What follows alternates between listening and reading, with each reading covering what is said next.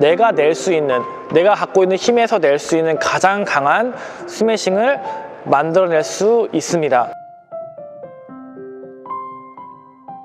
만약에 제가 지금 이 선수의 기억을 가지고서 동호인의 몸으로 돌아간다 하면은 이 개념을 죽어라 연습할 만큼 중요한 내용이니까 마지막 손목축까지 연결해서 이동이 되면은 어깨에 힘이 빠지면서 공을 타고 갈 수 있게 되는 거예요.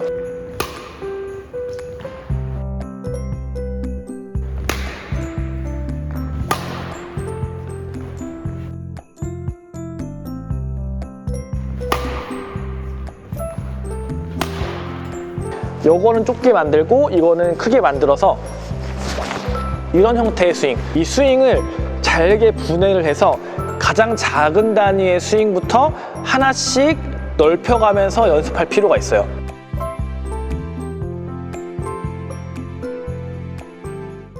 안녕하세요, 유니콕입니다.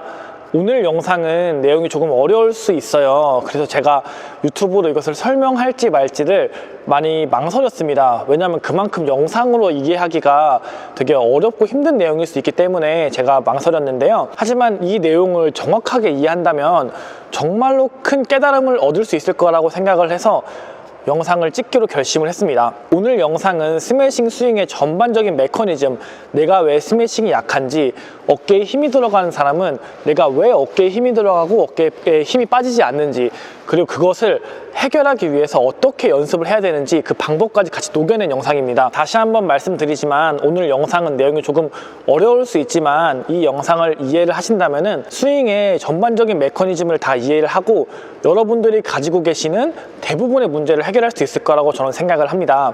그렇기 때문에 오늘 영상만큼은 어렵더라도 반복해서 시청을 해서 이해하시기를 추천드리겠습니다. 만약에 제가 지금 이 선수의 기억을 가지고서 동호인의 몸으로 돌아간다 하면은 이 개념을 죽어라 연습할 만큼 중요한 내용이니까 오늘 영상을 꼭 끝까지 시청해 주세요.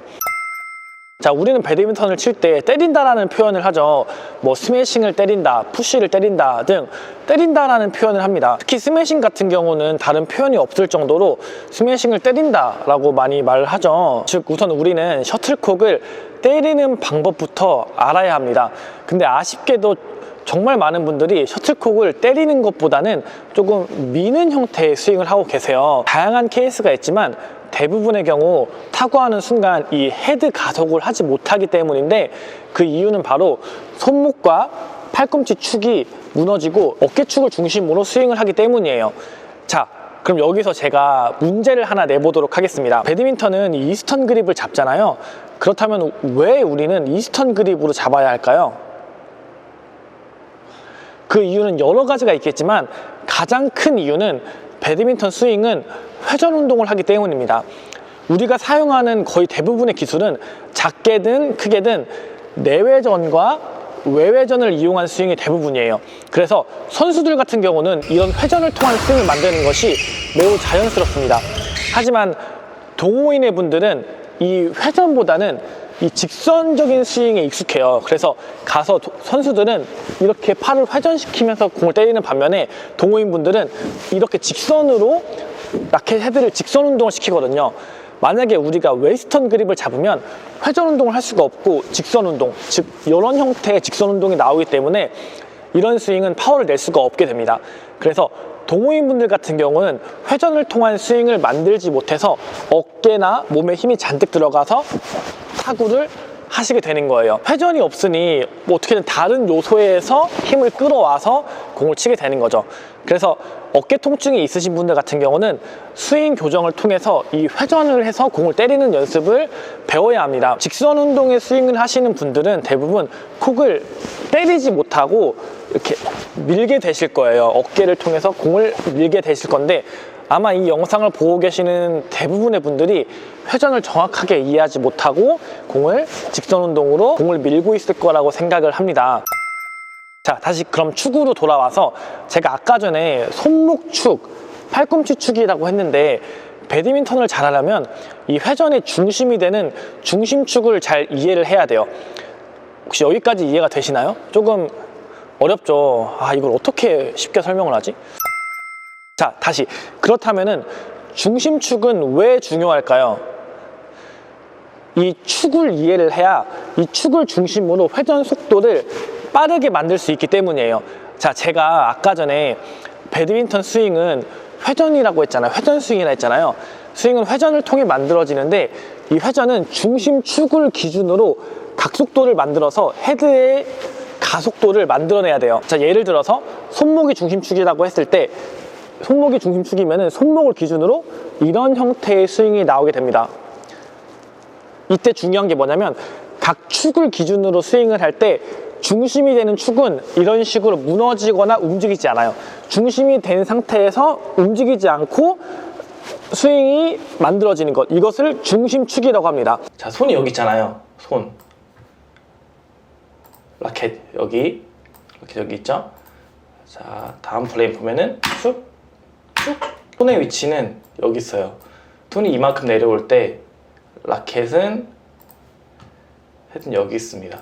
이만큼이 이동한 거죠. 자, 그래서 제가 말씀드리고 싶은 것은 무엇이냐면 너무나 많은 분들이 라켓 헤드가 움직여야 되는데 헤드가 움직이는 것이 아니라 전체적인 라켓과 손과 팔이 같이 내려오게 스윙을 하신다는 거예요. 자, 이게 손목이 중심축이죠. 팔꿈치가 중심축이 되면은 아까 말한 손목의 축은 움직이게 되지만 팔꿈치 축은 여기 보이시는 것처럼 움직이지 않아요. 이게 팔꿈치가 축이 되면 이런 형태로 스윙을 하게 되는 겁니다. 자, 그렇다면 어깨가 축이 되면은 이런 형태의 스윙이 되겠죠.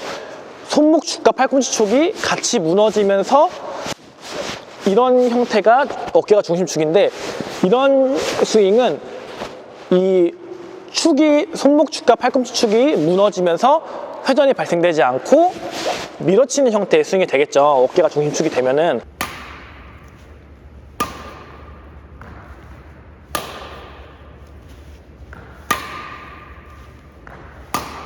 그래서 다시 한번 정리를 하면은 자, 각 중심이 되는 축이 있습니다. 손목 축, 팔꿈치 축, 그리고 어깨 축. 근데 중심이 되는 축은 움직이지 않아요. 손목 축이 중심이 되면 움직이지 않고 팔꿈치가 중심이면 움직이지 않고 그리고 어깨가 중심이면 어깨가 움직이지 않죠. 다만 팔꿈치 축이 됐을 때는 손목의 축이 움직이고 어깨가 중심축이 되면은 팔꿈치 축과 손목 축이 같이 움직이게 됩니다. 그래서 동호인분들은 대부분 어깨가 축이 돼서 어깨로 밀어치게 되는데 이렇게 스윙을 하시면 안 돼요. 이렇게 어깨가 축이 되면 안 되고 가장 이상적인 형태의 스윙은 몸의 중심축에서 몸을 통해서 이 몸의 회전 그리고 몸에서 어깨축으로 넘어가고 팔꿈치 축, 손목 축, 즉 순차적으로 중심축이 이동을 하면서 마지막에 헤드로 공이 전달되는 것, 이것이 가장 이상적인 형태의 스윙입니다. 그래서 이 몸의 회전, 몸의 중심축의 회전에서 어깨 중심축, 팔꿈치, 손목 중심축이 이동하면서 이런 형태의 스윙이 돼야 돼요. 그래서 각 부위가 중심축이었을 때는 무너지지 않고 마지막 중심축이 손목까지 스윙하고 나서 그 다음에 팔로우 스윙이 되는 거예요. 그래서 이런 형태의 스윙이 다 슬로우 모션을 하면은 여기서부터 몸의 중심축으로 회전시키고 어깨축으로 가지고 오고 여기 이제 축이 중심이 여기서 이동을 해야 돼요. 팔꿈치로 이동하면서 이제 여기서 축이 이동되면 여기 멈추고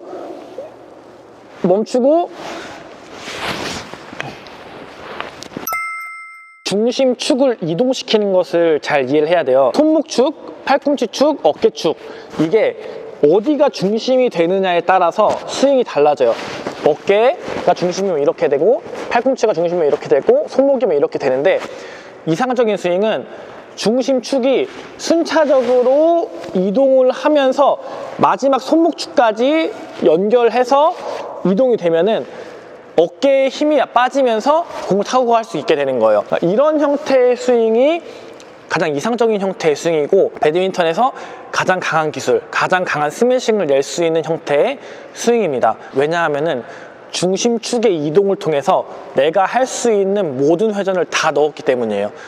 몸에 회전 넣었죠, 몸 중심. 그 다음에 중심축이 어깨로 이동해서 어깨 회전 넣었죠. 그 다음에 회전 넣은 다음에 어깨를 멈추고 팔꿈치 중심축을 가서 팔꿈치 회전 넣고 그 다음에 팔꿈치 멈추고 손목으로 축 이동해서 손목에서 손목 회전 넣어서 스윙까지 했기 때문에 이 모든 회전이 합쳐져서 공을 타고 하는 라켓 헤드에 힘이 전달이 되고 그 다음에 헤드에서 콕으로 힘이 전달되는 거예요. 여기까지 이해가 되시나요? 제가 설명하면서도 어렵네요. 자, 여기까지 이해했다고 치고서 넘어가겠습니다. 자, 하지만 안타깝게도 배드민턴은 우리가 모든 회전을 해줄 만큼 기다려주지 않아요. 공이 천천히 오지 않습니다. 그렇기 때문에 우리가 공의 채공 시간에 따라서 스윙을 바꿔야 돼요. 예를 들어서 우리가 롱 서비스를 받을 때 밀리는 이유가 뭐냐면, 롱 서비스는 내가 이 모든 회전을 넣을 수 있을 만큼의 채공 시간을 우리한테 주지 않아요. 그렇기 때문에 밀렸을 때 이 축을 손목 축으로 바꿔서 손목 축을 기준으로 탁 때리는 형태의 스윙을 만들어야 됩니다. 하지만 우리는 이 하나, 둘 이 축의 개념을 모르기 때문에 왔을 때 그냥 모든 거를 다 하려고 하는 거예요. 그러면은 헤드의 회전 속도가 정확하게 아직 전달되지 않은 상태에서 공이 맞기 때문에 공에 힘이 없어지는 거예요. 근데 자, 잘 보세요. 손목축은 작은 스윙이지만 속도를 빠르게 낼 수 있거든요. 이게 이 어깨축보다 훨씬 빠르겠죠. 그래서 물론 이 모든 회전보단 약하겠지만 채공 시간이 없을 때는 빠르게 손목을 중심축으로 만들어서 이 손목으로 만들어내는 회전력만으로 공을 칠 수 있어야 돼요.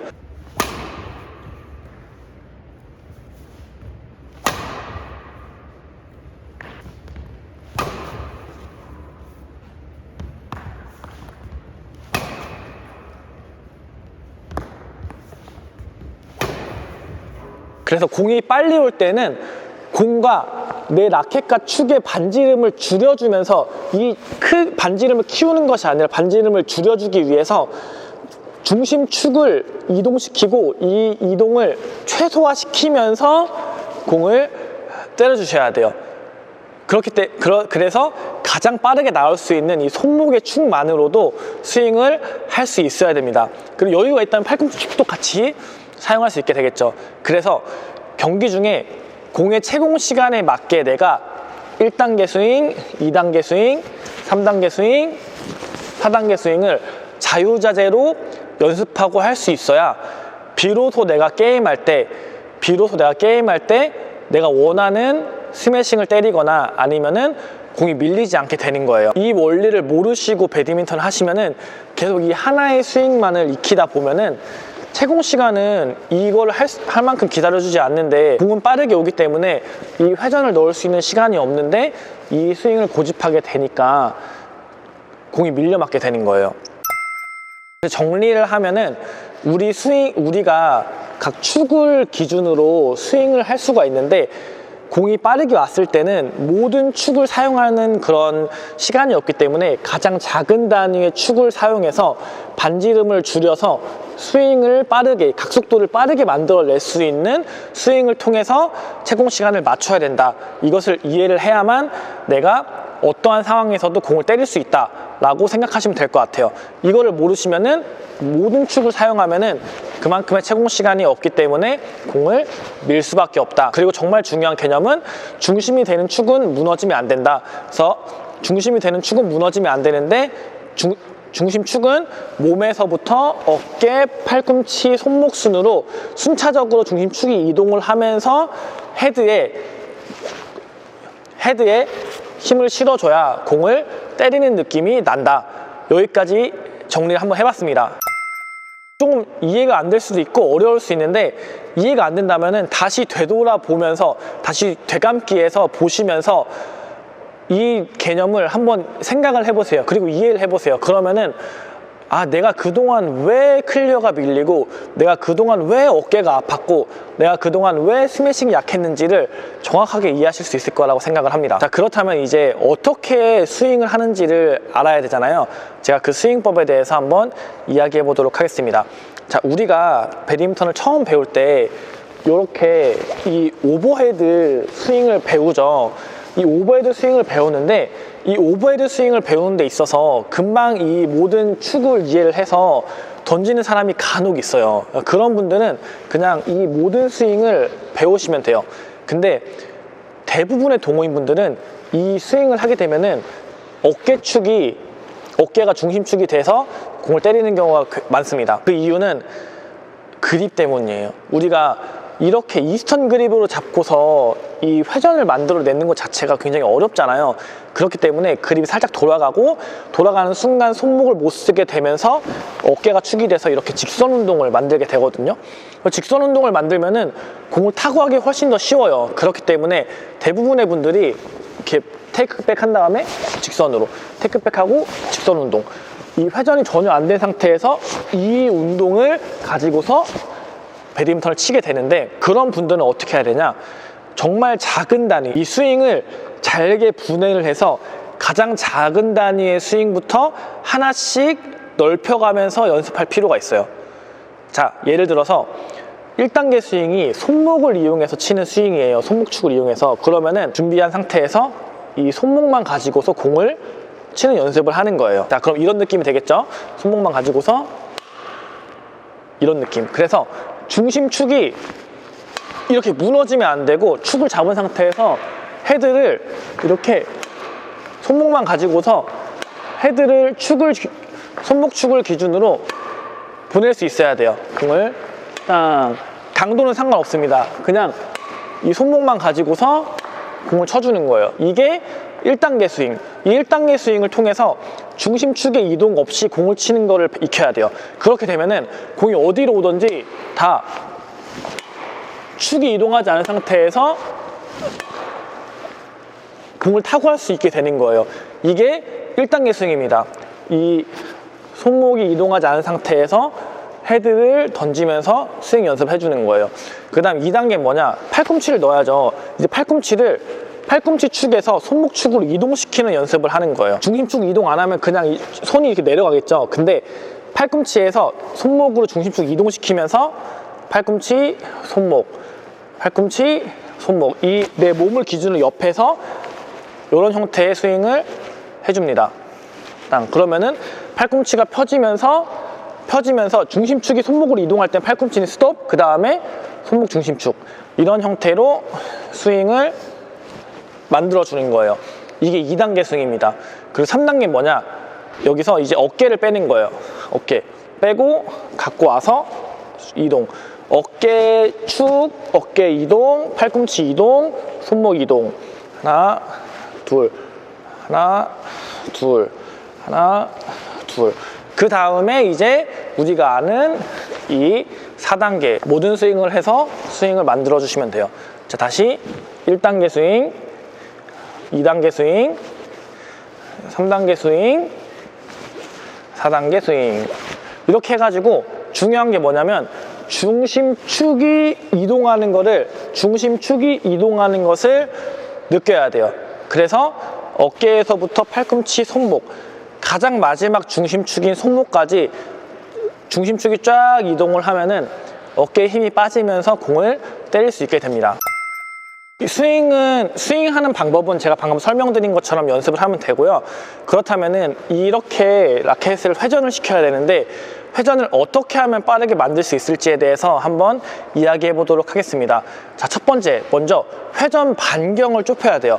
자, 회전을 만들어내는 회전 반경을 좁게 만들어야 되거든요. 회전 반경을 좁혀서 속도를 만들어내는 것은 다른 스포츠에서도 쉽게 찾아볼 수 있어요. 우리가 피겨 선수들이 스케이트 쭉 타다가 회전할 때 갑자기 몸을 쫙 접으면서, 팔을 접으면서 회전을 하죠. 이런 것이 다 회전 반경을 줄여서 빠르게 회전하기 위한 방법이거든요. 마찬가지로 배드민턴도 회전 반경을, 이 팔꿈치 회전 반경을 좁게 만들어야 빠르게 회전을 만들 수가 있습니다. 자, 다른 예로 다이빙 선수들도 다이빙을 쪄서 웅크리고서 돌죠. 이것도 회전 반경을 줄이기 위해서. 야구 타자도 이렇게 펴서 이렇게 치는 게 아니라 굽혀서 공을 치죠. 이것도 마찬가지로 회전 반경을 줄이기 위해서인데, 배드민턴도 이 회전을 만들어내는 팔꿈치 회전 반경을 좁게 만들어야 돼요. 좁게 만들어서 가져와야지, 이거를 이렇게 펴서 크게 회전 반경을 만들면은 당연히 속도가 줄어들겠죠. 자, 첫 번째, 이 회전 반경을 좁게 한다.